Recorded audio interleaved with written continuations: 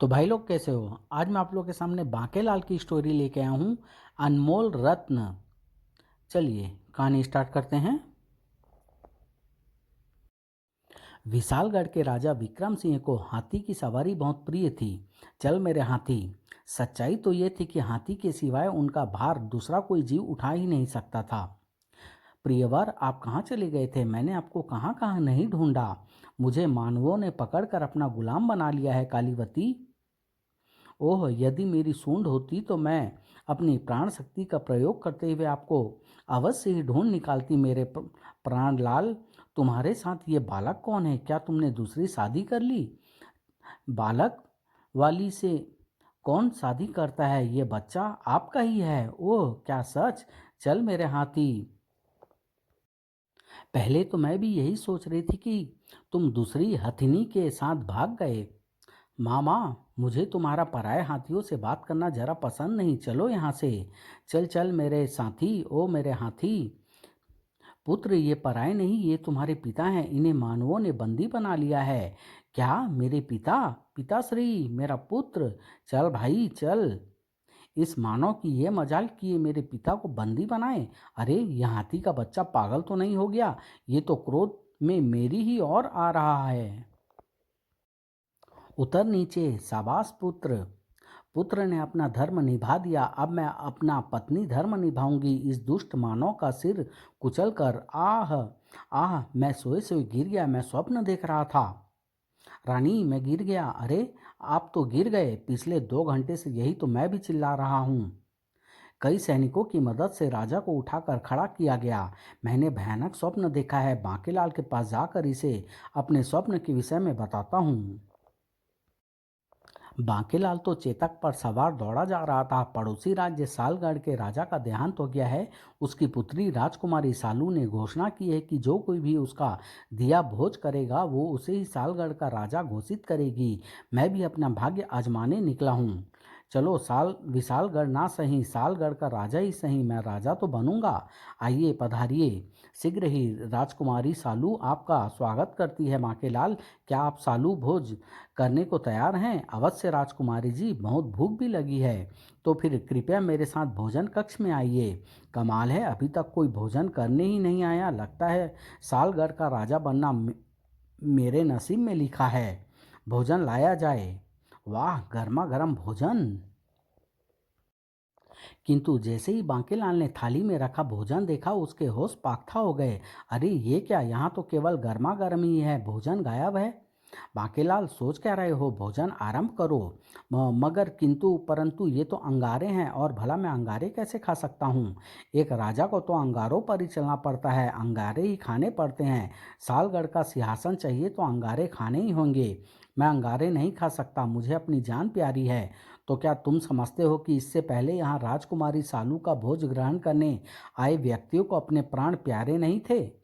भोजन का निमंत्रण स्वीकार करके यहाँ तक पहुँचा कोई भी उम्मीदवार जिसने भोजन को ठुकराया जीवित बचकर वापस नहीं लौटा। खचाक! आह! बांकेलाल, क्या हुआ? तुम चीख क्यों रहे हो? ओह, तो क्या मैं स्वप्न देख रहा था? बांकेलाल, तुमने स्वप्न में क्या देखा? मैंने अपनी मृत्यु देखी है महाराज। क्या बांकेलाल, तुमने भी स्वप्न में अपनी मृत्यु को देखा? विक्रम सिंह ने भी बांकेलाल को अपने स्वप्न के विषय में बताया, और मैं तो तुमसे अपने स्वप्न के विषय में चर्चा करने आया था, किंतु तुम तो स्वयं भी उलझन में पड़े हो। मुझे लगता है महाराज कि हम दोनों पर कोई भयंकर विपत्ति आने वाली है। सबसे पहले हमें सेनापति को आगाह करना चाहिए। क्या पता वो विपत्ति पूरी राज्य पर आने वाली हो। सेनापति तो मछली के शिकार पर निकला हुआ था। यहाँ ताजी मछली पाई जाती है, और मगरमच्छ व उसके बच्चे भी नहीं हैं। पानी में खड़े होकर मछली पकड़ने का आनंद ले। एक बार सेवा का अवसर अवश्य दें। कांटे में मछली फंस गई। कांटे में इंसान फंस गया। खींचो, बचाओ। माँ, घबराओ मत बच्चों, दूसरों को पेट भरना तो पुण्य का काम है। माँ तो दूसरी भी मिल जाएगी। चुपचाप पीछे खड़े रहो, इसे पीछे पलटने दो। सेनापति मछली पकड़कर वापस जाने के लिए जैसे ही पलटा, मगरमच्छ। आहा, वहाँ तो लिखा है कि यहाँ मगरमच्छ नहीं है। वो तो मेरे मालिक ने लिखवाया था ताकि मैं भूखा ना मरूं। ओह, बड़ी देर से सोच रहा था कि वहां पर ऐसा किसने और क्यों लिखा है, अब समझ में आया। अरे, सेनापति बावड़ी में गिर गया। छपाक। बांकेलाल और विक्रम सिंह ने सेनापति को शीघ्रता के साथ बावड़ी के जल से बाहर निकाला। सेनापति, जल में गिरने से पहले जाग तो लेते। जब सोया था तो मैं जागा ही हुआ था बांकेलाल। बड़ी देर तक मछली नहीं फंसी तो मैं विश्राम के लिए लेट गया, पता ही नहीं लगा कब आंख लग गई और सपने में। तो क्या तुमने भी कोई सपना देखा? जी हाँ महाराज, मैंने सपने में अपनी मृत्यु देखी। महाराज, महामंत्री उम्र में अनुभवी हैं। मेरे विचार में तो महामंत्री से विचार विमर्श करना चाहिए, शायद उन्हें पता हो हमें दिखने वाले सपने का रहस्य। ठीक है, चलो महामंत्री के पास। महामंत्री मूंगफली खाने में व्यस्त था। वाह, उंगलियों में भींचकर मूंगफली तोड़ने और उन्हें धूप में बैठकर खाने का आनंद ही अलग है। अरे, पर यह मूंगफली थोड़ी सख्त है, इसे दांतों से तोड़ना होगा। महामंत्री ने जैसे ही मूंगफली को दांतों में भींचकर तोड़ना चाहा, आह! अरे, महामंत्री जी को क्या हो गया? ओह, लगता है उन्होंने मूंगफली को तोड़ने में सांस से अधिक बल लगा दिया। महामंत्री जी नहीं रहे। आंखों की दुर्बलता के कारण महामंत्री जी ने मूंगफली समझकर बादाम तोड़ना चाहा और अधिक बल लगाने से उनका पूरा ही दम निकल गया। नहीं, वो बादाम नहीं था, मूंगफली ही थी। क्या हुआ महामंत्री जी? अरे महाराज, आप आइए आइए, आपके चेहरे पर हवाइयाँ क्यों उड़ रही है? महामंत्री ने अपने स्वप्न की कहानी सुनाई। तब ओह, आज जिसे देखो उसे ही स्वप्न में अपनी मृत्यु दिखाई पड़ रही है। मुझे तो इन सपनों में कोई भेद मालूम पड़ता है। सपनों के अर्थ के विषय में हमें ऋषि स्वप्नाहालाचार्य बता सकते हैं। हमें ऋषि उपवन में जाकर उनसे मिलना चाहिए। पहले मैं महारानी जी को सूचित कर दूं, तो फिर शीघ्र ही चलो महारानी जी के पास। रानी स्वर्णलता उस समय अपने बालों को गूंथकर चोटी बना रही थी। महाराज को मेरी चोटी बहुत प्रिय है, किंतु एकाएक ही चोटी परिवर्तित हो गई एक भयंकर काले नाग में। आखिर तुमने वो मंत्र बोल ही दिया जिसे सुनने के लिए मेरे कान न जाने कब से तरस रहे थे। काला विषधर, बचाओ! तुम्हें मुझसे कोई अलग नहीं कर सकता और ना ही अब तुम्हें कोई मुझसे ढसने से बचा सकता है। मेरा अपराध तो बताओ हे विषधर। बहुत दिन पहले जब तुम ताजी ताजी युवा हुई थी, हवा में उड़ता जाए मेरी लंबी चोटी बालों की, उस समय तुम्हारी चोटी अब से भी अधिक लंबी व सुंदर थी। उन्हीं दिनों एक भयंकर जादूगरनी मुंह फट वहां आई हुई थी। वाह, इस राजकुमारी की चोटी से सुरक्षित स्थान हो ही नहीं सकता। मेरे प्राणों को सुरक्षित रखने के लिए मुंह फट ने अपने प्राण तुम्हारी चोटी में रख दिए।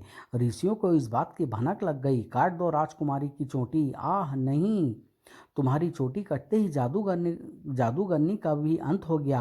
आह, मैं मरी, किंतु मेरी सुंदर चोटी, मैं उसके बिना जीवित नहीं रह सकती। व्यथित ना हो पुत्री, हम तुम्हारी चोटी का कोई ना कोई जुगाड़ अवश्य करेंगे। फेंक दो इसे राज्य के बाहर।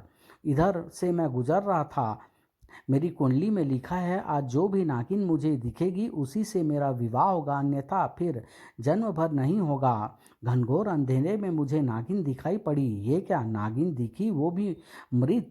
इस मानवों ने मार डाला। मैंने क्रोध में भरकर उस मानव को डस लिया जो कि एक ऋषि था। ऋषि ने मुझे शाप दे दिया कि तूने अकारण ही मुझे डसा, अब मुझे ही चोटी बनकर राजकुमारी के बालों के रूप में रहना होगा।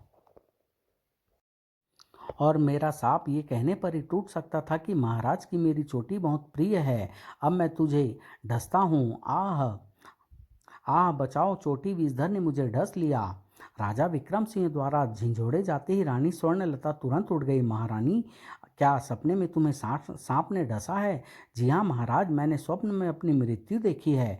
महाराज, इस प्रकार एक एक के पास जाकर पूछने के स्थान पर सभी को एकत्रित करके सबसे एक साथ ही पूछ ले कि मृत्यु के स्वप्न और किस किस को आए हैं। तब, नहीं, मुझे तो ऐसा स्वप्न नहीं आया, मुझे भी नहीं आया, मुझे भी नहीं, हमें भी नहीं।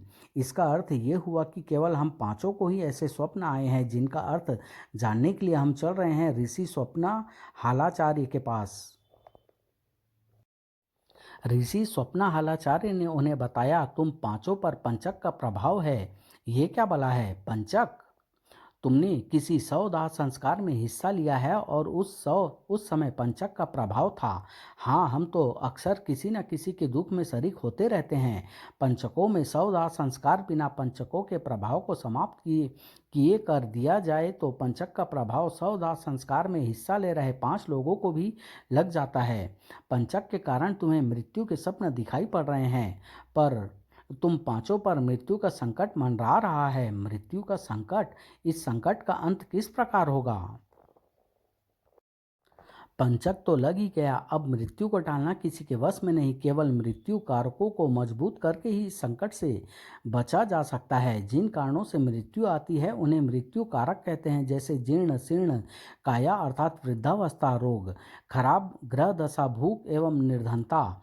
कृपया मृत्यु कारकों को कमजोर बनाने का उपाय बताएं।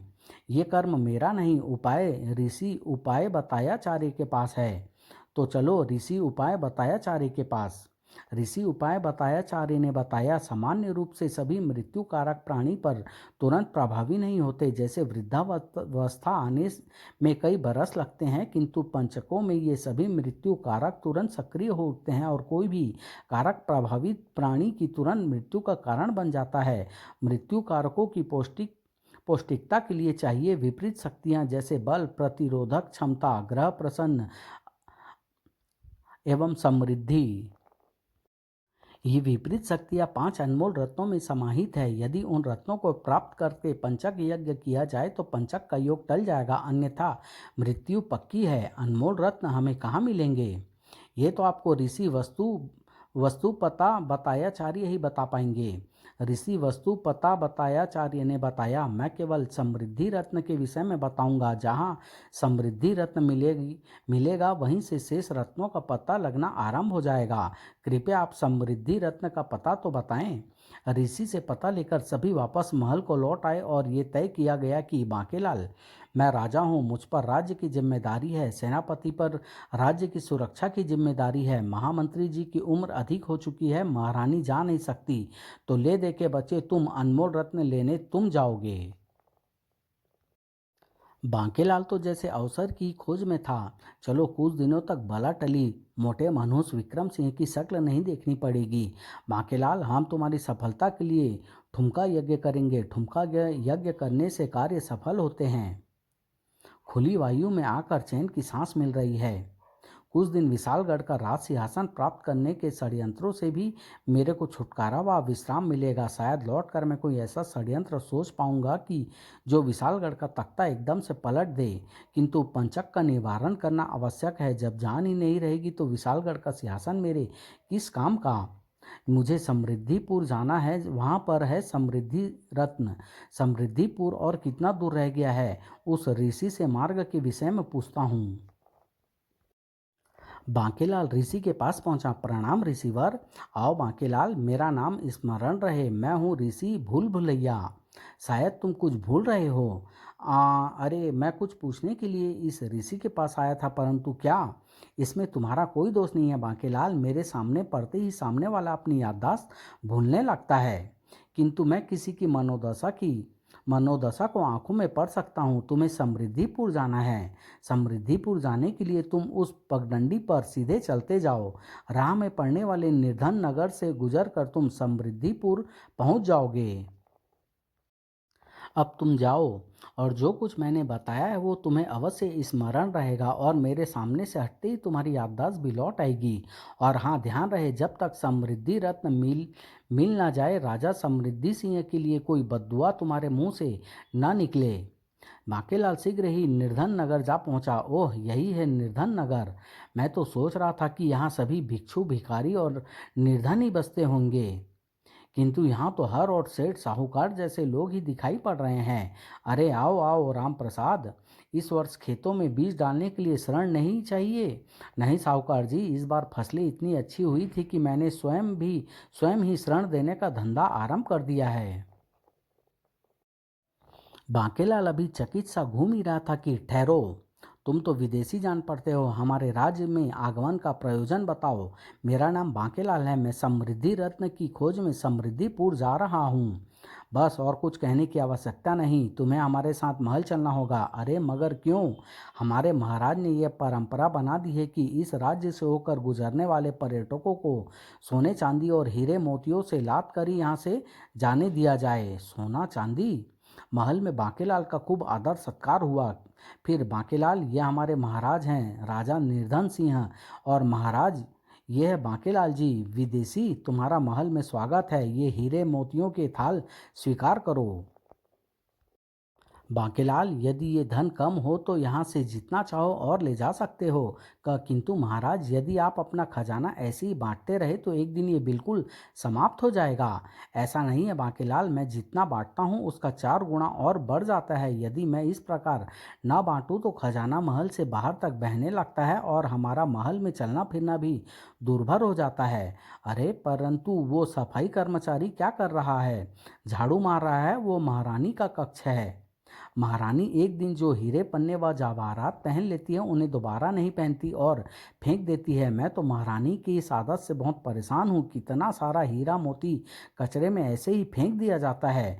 क्या आपके पास जादू की कोई छड़ी है? बांकेलाल, मेरे पास कोई जादू की छड़ी नहीं है। ये चमत्कार कब और कैसे हुआ ये कोई नहीं जानता। महाराज, इधर पास ही विशालगढ़ है। अपने कर्मचारी से कहें कि झाड़ू लगाता हुआ वहां तक चला जाया करे। वहां से हीरे मोतियों को मैं समेट लिया करूंगा। नहीं बांकेलाल, अपने घर का कचरा दूसरे के घर में फेंकना मेरे उसूलों के खिलाफ है। अबे क्या कर रहे हो और कितना लादोगे? महाराज, ये घोड़े पर इतना क्या लाद दिया? घोड़ी की लीद नहीं घोड़ी की लीद नहीं कर रही है। घबराओ नहीं बांकेलाल, अभी तो उतना बोझ भी नहीं लादा जितना एक गधा उठा पाता है। ये तो घोड़ा है। बांकेलाल, घोड़े पर सवार हो जाओ। क्या अभी ये भी बैठेगा? बांकेलाल जैसे ही घोड़े पर सवार होने लगा, ठहरो बांकेलाल, अब क्या हुआ? यहाँ से प्रस्थान करने से पूर्व राजा समृद्ध सिंह के लिए बद्दुआ करो। बद्दुआ? किंतु आपकी उससे क्या शत्रुता है? कभी हम दोनों राजा घनिष्ठ मित्र थे। एक रोटी का आधा आधा करके खाते थे, एक ही पात्र में पानी पीते थे। मेरे पास समृद्धि स्वर्ण फल था जिसके रहने से मेरा राज्य समृद्धशाली था। यही है हमारी समृद्धि का प्रतीक। एक दिन राजा समृद्ध सिंह मार काट मचाकर समृद्धि फल चुरा ले गया। अब इस फल के कारण सारी समृद्धि समृद्धि नगर में आएगी। किंतु हुआ उसके उलट। समृद्ध सिंह के राज्य की बची कुची समृद्धि भी चल बसी। महाराज, राज्य की सारी फसलों को पाला मार गया, मवेशी मर गए। अब तो भूखों मरने की नौबत आ गई है।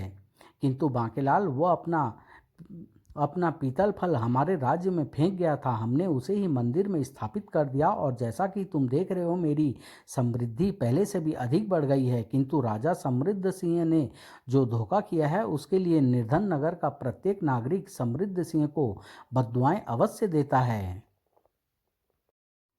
किंतु ऋषि भूल भुलैया ने तो मुझे समृद्ध सिंह को बद्दुआएं देने से मना किया है, और अगर मैंने उससे बद्दुआएं न दी तो ये राजा क्रोध में आकर मुझे दिया गया सारा धन मुझसे वापस छीन लेगा। अब क्या करूं?